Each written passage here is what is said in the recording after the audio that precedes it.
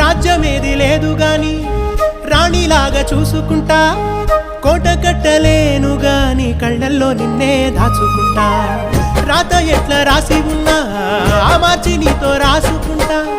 స్వర్గమంటూ ఉన్నదంటే అది నీతోనే ప్రతిరోజు పంచుకుంటా. నిన్ను గన్న మీ నాన్న కన్నా లారు ముద్దుగా సాదుకుంటా. నీకు కోపం వస్తే కొంత దూరం ఉంటా, నువ్వు గీత గీస్తే నేను దాటనంటా. కంట నీరు కంటి రెప్ప దాటకుండా కాటుకై కావాలుంటా.